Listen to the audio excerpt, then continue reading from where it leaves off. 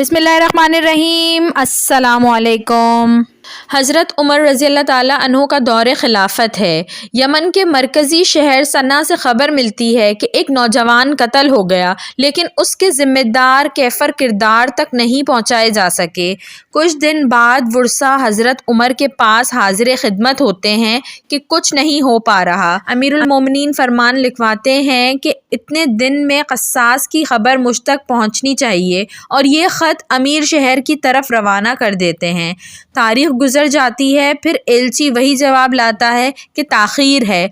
अब की बार गवर्नर का ख़त भी मिलता है, जिसमें कुछ इस किस्म के अल्फाज मिलते हैं कि कातिल अकेला नहीं है, और इस वाक़ये के पीछे एक बाअसर ख़ानदान का हाथ मालूम होता है। अगर उनके ख़िलाफ़ कार्रवाई की गई तो अहले यमन के बफर जाने का ख़दशा है। सियासी इंतशार मुतवक्का है और हमारी सियासी साख मुतासिर होगी तो जंग छिड़ जाएगी, जिससे मुसलमानों में तफ़र्क़ा फैलने का अंदेशा है।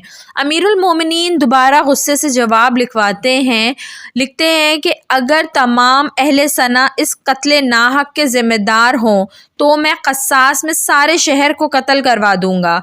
मेरा हुक्म है, जितने भी कातिल हैं बाअसर ख़ानदान के, सबको लाइन लगा कर क़स्सास में कत्ल करो जल्द से जल्द। फिर चश्म फलक ने देखा कि सना के जामा मस्जिद के सामने एक जान के क़स्सास में 7 बाअसर लोगों को कत्ल किया गया, जिन्होंने नौजवान को फ़रेब देकर कत्ल कर दिया था। कोई बगावत उठी न इंतशार बरपा हुआ। वीडियो पसंद आई हो तो इसको ज़रूर लाइक करिएगा, और ऐसी मज़ीद अच्छी वीडियोस देखने के लिए मेरे चैनल उर्दू कहानी घर को सब्सक्राइब कर लीजिए। Thanks for watching. अल्लाह हाफ़िज़।